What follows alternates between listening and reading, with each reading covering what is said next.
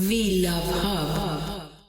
You don't realize at first what's happening. And I actually thought I was having like vertigo and like I was getting dizzy and having all these symptoms. In fact, I went through a huge battery of tests with neurologists, and I went to for heart, cardiac doctors, and did all these things because all of a sudden I was just feeling not myself.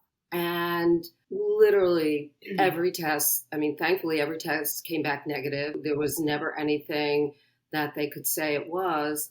And then finally, my doctor, or one of the doctors, said, "Well, are you depressed?" And I'm thinking, I'm the most upbeat, happy person, but I don't know.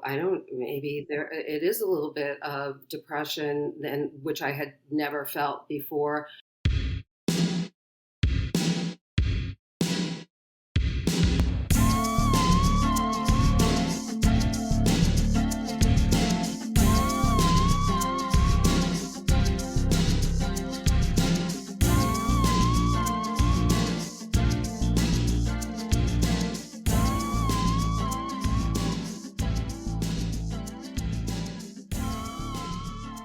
Hi everyone, welcome to episode 2 of We Love Hub, a podcast about menopause, or what to expect when you can no longer expect. I'm Ann Katari. I'm Sue DeLara. And I'm Judy DeMello. In our last episode, we gave you a real bird's eye view of how menopause plays out for different women. And it is very different for each of us. But there was one thing we almost all had in common, just as Karen said at the beginning of this episode. We were so clueless about menopause.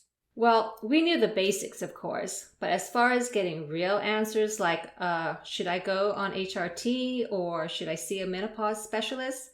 Wait, menopause specialists, they exist?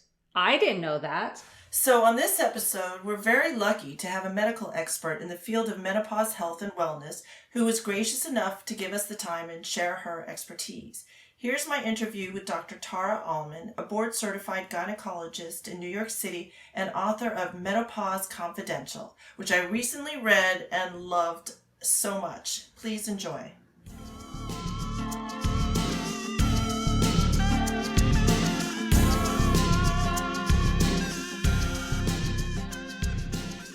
Welcome, Dr. Allmen. Well, thank you so much. Yeah, when I read the book, I couldn't believe how easy it was to read. It was really informative. It didn't bog me down with big words or big concepts, scare me about the stage that I'm personally going through.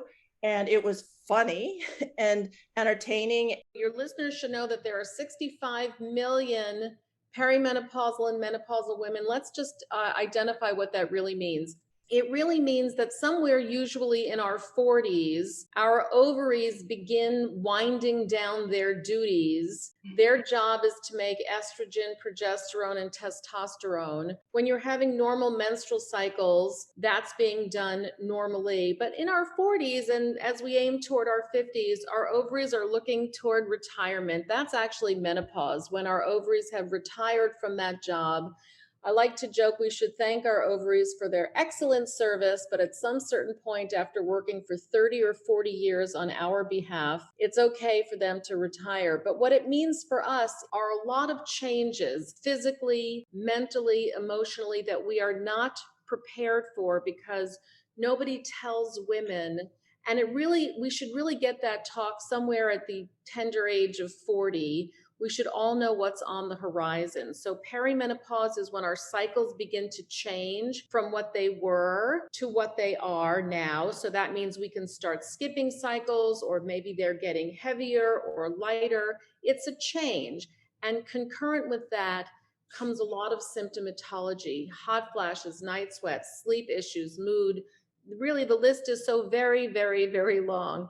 And when we no longer have menstrual cycles for 12 months in a row, that by definition is menopause. And that really means that we are no longer protected by the estrogen that we've been making for all these years. And big ticket issues for us now to be concerned about, in addition to quality of life changing symptoms, in addition is bone health, brain health, and heart health. So many women don't realize that they need to pivot from their beloved obstetrician gynecologist who's focused on the younger reproductive aged woman to a gynecologist or healthcare professional who really focuses on midlife women's health. So that's, you don't know about it because you're just entering the club and your beloved obstetrician was busy doing other things and not educating you for the last 15 years. But this is really a field that has exploded, I would say, in the last 20 years. And education is really the most important thing. That's the first step that all women have to take. And frankly, all the men who love them, let's not leave those people out, right? Because we're all affected. If women are not sleeping well and cognitively sharp and they're irritable and cranky and they're not interested in sex and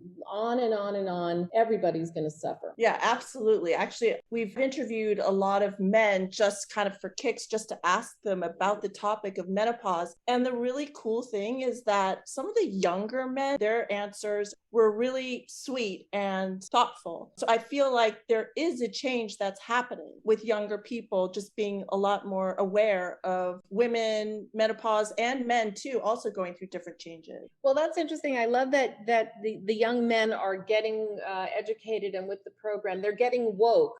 Yes, and I want all your listeners to know this is a topic that we can talk about out loud and proud. We don't have to whisper in the corner. It's so very, very important to get correct information. I want to direct your listeners to, in my opinion, the best evidence-based scientific website. It's called menopause.org. That's easy to remember. menopause.org. So when you're up in the middle of the night flashing and sweating and cranky and irritable and, and have insomnia, and go right to menopause.org for the best information on this topic, the most up to date. Thank you. Yeah, we've been speaking to some doctors at menopause.org, and that's been a great source just throughout this whole time for us to get great information. So thank you for repeating that. And I also decided I'm going to check with menopause.org about any doctors in my area that specialize in menopause.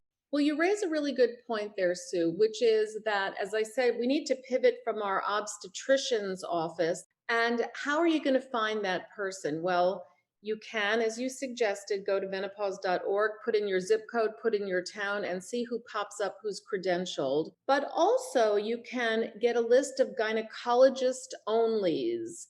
They only see non-pregnant women. You can whittle that list down, obviously, to physicians who are, or nurse practitioners or other healthcare professionals who are, geographically desirable. I hate to be sexist about it, but I kind of lean in toward a woman in this particular field. And once you narrow your list, here's another good tip that I want your listeners to know. You can always vet those kinds of doctors, any kind of doctor, through healthgrades.com. Health is for health and grades is for grades. And I find that's where you can really suss out who's naughty and who's nice, who really is focused on menopause and perimenopause. That's another, I think, excellent way to find somebody on your insurance plan. Well, I liked how in your book and even in your tone, it sounds like this is going to be a great period in my life. I have something to look forward to. Maybe you can share some of those reasons with our listeners. Again, we're really expected to do everything, aren't we, Sue? We have to multitask and take care of everyone for most of our lives. But at some certain point, we're going to really start to need to focus on our own health issues, which we put on the back burner because we've got children and spouses and pets and aging parents and the entire world on our shoulders. Perimenopause is when we really start to notice we're not feeling well.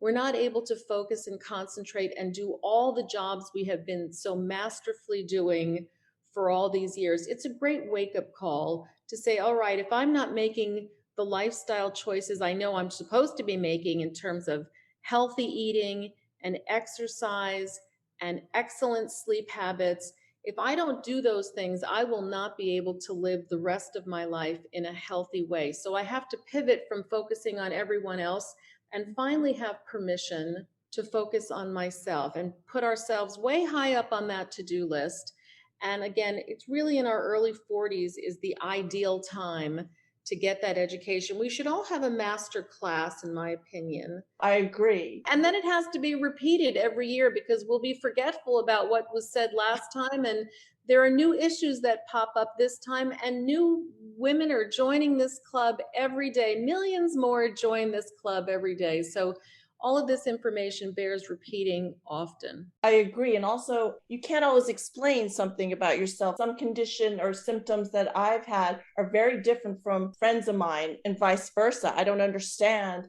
some of the things that some of my friends are going through. We're having a lot of those conversations. And yeah, it would be, some of us are saying like, really? Like, what is going on here? How come I never knew? So I agree. You know, there's a relationship between our own personal journeys through this time and what happened with our mothers. So I always tell women, if your mom is around and she can still remember, ask her if she, what her experience was. But her generation, our mother's generation, our grandmother's generation, we learned a lot from their experience. We learned a lot from what happened to their bodies once their ovaries retired, once they entered menopause. And from that group, we learned what we're really supposed to do. And the number one thing that we're supposed to do, I hope your listeners are taking notes, get your pencils out, is we need to prioritize healthy lifestyle choices. And that means, and we all know what that means, we have to eat healthily. We have to eat less of everything we know we have to eat less of. We have to eat more fruits and vegetables and everything healthy. We have to exercise. Here's a key point for women. We will start to gain weight in midlife. It's a function of aging, which we can do nothing about, and a function of lifestyle. And the secret sauce here, the choices that we need to make, really have to focus on, if we can, the activity piece. And that turns out to be daunting for busy midlife women. How do you get exercise into your weekly routine, and really more importantly, your daily routine? So this becomes a major undertaking for midlife women. And as you say, that nobody, gave us the heads up on that this was going to happen, and we weren't going to be able to get our pants to fit. And all of a sudden we're redistributing weight to our midsection. And, we're not happy about it. And again, the whole conversation leads back to, we need a good education on what happens during perimenopause and menopause. Absolutely. And I think one question that everybody's talking about now, do I do hormone replacement therapy? What's going on? What should I do? Do I go holistic? Do I do this? How do you make that decision? It's so hard. I happen to find that decision so easy once you know what's what.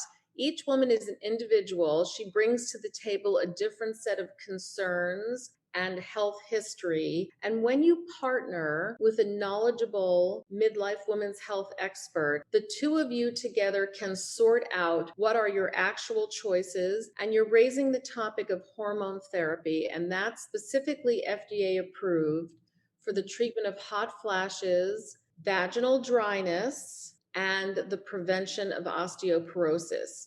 But it also helps a whole host of other issues that menopausal women will face. So I have in the book a chapter called Potions, Patches, and Pills, oh my, that helps women understand what are the risks and what are the benefits and why would you choose this or that. I also have a chapter called I Want to Feel Like a Natural Woman. And that's because so many women don't want to take prescription medication for their symptoms. And I would say the majority would like to try some natural strategies first for whatever their specific symptoms are. I would say 85% of perimenopausal and menopausal women are going to experience symptoms. But as you say, not necessarily the same way. Some of us will have them very severely, and some of us will skate right through. There's not a rhyme or reason. And so it's very important to know what are all the strategies. And if you try one and it doesn't work for you after 3 months, that's usually a time frame I give women. If you want to try a natural strategy and it doesn't work after 3 months, it's not going to. So now you have to go to the next strategy. So it becomes very important to find somebody who's knowledgeable about all of your choices. Yeah, I've been having a lot of conversations about this with women and trying to figure out for myself as well. And I'm always surprised too when I speak to older women, my mother included, who's 81, and we just interviewed her, which was fun. But anyway, she's taken nothing. And a lot of her friends have also, they've never taken anything. And they say, oh, we got through it. And there's a bigger picture here. Getting through it, I know what you're talking about. I know what your mom is talking about. Can you just persevere? If you just tough it out, those hot flashes at some point will dissipate. Those night sweats will improve. The issue really, the big ticket issue, and by the way, just so all of your listeners know, they on average, hot flashes and night sweats will last for, 7 years is the average. And for some women, 20 years. That's a major quality of life issue, because if you're flashing and sweating, you're going to have to stop doing whatever activities you're doing, including sleeping, because you're going to wake up and that's going to fracture your sleep. And now you're going to be fatigued all day. And then you won't be able to focus and you'll have a foggy brain. And then you're going to be irritable and moody. And then you're not going to be able to make all the lifestyle choices like exercise and healthy eating. So hot flashes and night sweats, those are menopausal symptoms and perimenopausal symptoms. That's a big deal. Really and truly it is. But again, I want your listeners also to know what lies beneath the surface beyond hot flashes and night sweats. And that includes very significantly vaginal dryness, which if you wanted to have a healthy sex life, you won't be able to if your vagina is all dried up and shriveled up. It's just impossible. And that will happen. That's going to occur to 100% of vaginas once we go through menopause and are no longer making estrogen. There are strategies for that. And again, so important to know what they are and to be cognitive and cognizant rather of, your responsibility to your own personal health and wellness. And then the other, even more importantly, or as importantly, heart health, the number one killer of women in this country, bone health, and osteoporosis, which is a pandemic. And now everyone's so very knowledgeable about the word pandemic. But osteoporosis is a major epidemic and it is preventable. And women need to know what strategies in order to maintain bone health. My chapter on that is called Sticks and Stones Can Break Your Bones. And of course, cognitive health, which is we all want to avoid dementia. And how are we going to do that? And what are the strategies for that? So it's not just about symptoms. And 30 years ago, your mom and all of her friends and generations of women, really weren't taught anything. So they just managed to, tough it out. But then they all got osteoporosis, heart disease, and dementia. Absolutely. Well, that's another question. Sometimes I think, oh my God, do I have early onset of Alzheimer's? I keep forgetting. So some of us, I'm like, oh no, maybe it's as you call it, menofog. Yes, that's exactly right. It's very, very common. It's absolutely connected to not being able to sleep well and your symptomatology and this and that. But of course, everyone assumes that it must immediately be Alzheimer's disease. There are some really great strategies. I want your listeners to take one home right now. This is an easy one. Aerobic exercise. If everyone did at the minimum 30 minutes of something aerobic, as easy as walking, 30 minutes, 5 days a week, that is your ticket to heart health. And what's good for the heart is good for the brain. So if you take anything away from our little chat today, it's to figure out how for 30 minutes, 5 days a week at the minimum, you can add brisk walking to your life. I know you're a busy working doctor, and I'm so thrilled that you took the time out to talk to us. So I don't know if you have anything else you might want to add. I just want to leave everyone with a positive outlook on this inevitable chapter. It is our final chapter, but it will last many, many years. And if we do what we're supposed to do early on in this journey, the benefits will be enormous, well into our little old ladyhood. So don't be afraid. Don't be frustrated. Just get your information, put one foot in front of the other. You will get to the other side. This is a really great time of life, I can assure you. And I want everyone to know that's really true. I'm not just making it up. It really is, in my opinion, the most wonderful time in women's lives. So, on that note, I wish all of you health, wealth, and the time to enjoy both. Thank you so much, Dr. Allmen. It's been amazing to have you join us, and we'll stay in touch. Thank you very much. Good luck, everybody. Bye.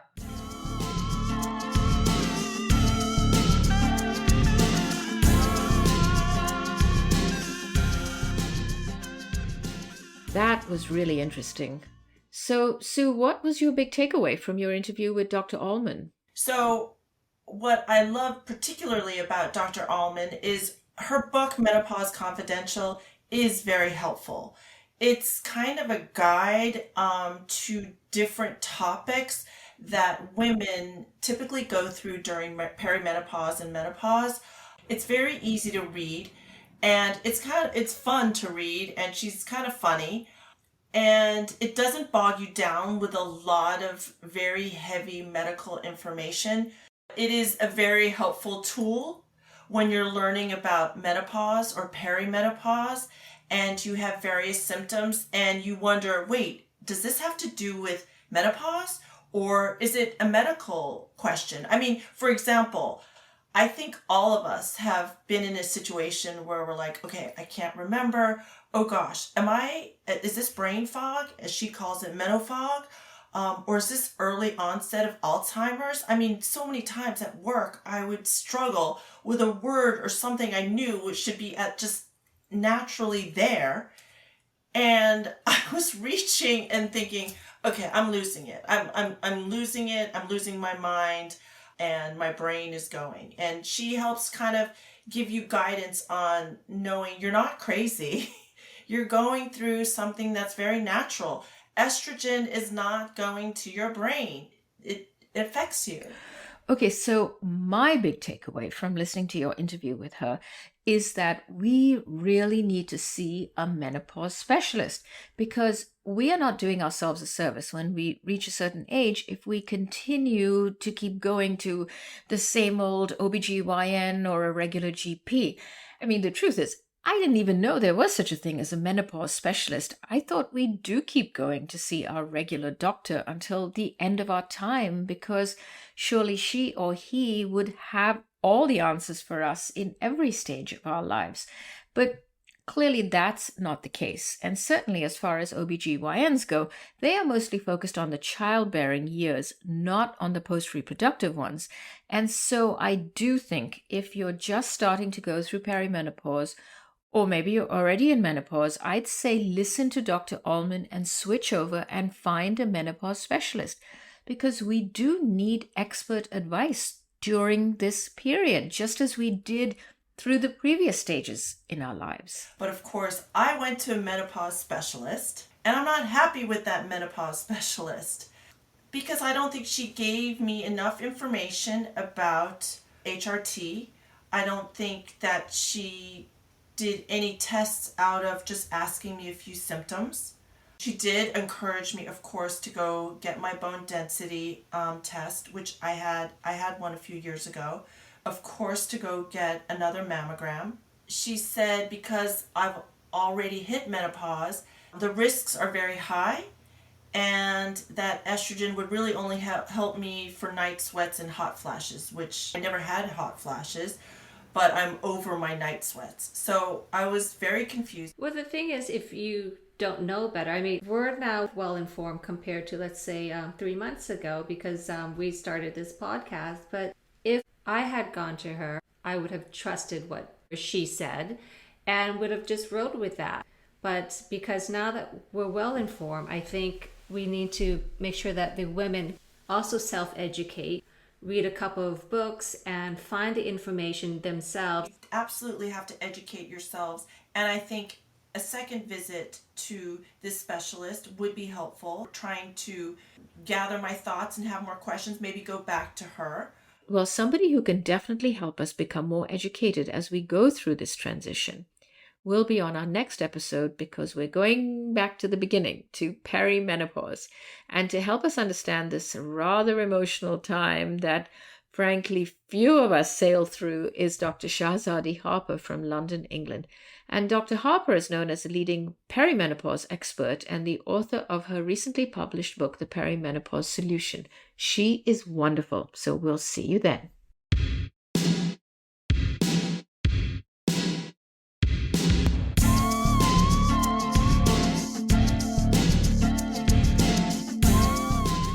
V-Love Hub is written and produced by Judy DeMello, Ann Katari, and Sue Delara. Music by A Cloudy Sky. Post-production assistant, Max Podcasting.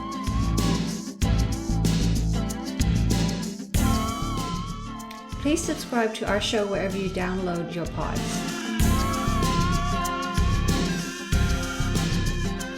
And for more information, please visit our website, vlovehub.com. That's VLUVHUB.com. And follow us on Instagram, Facebook, and LinkedIn. See you next week.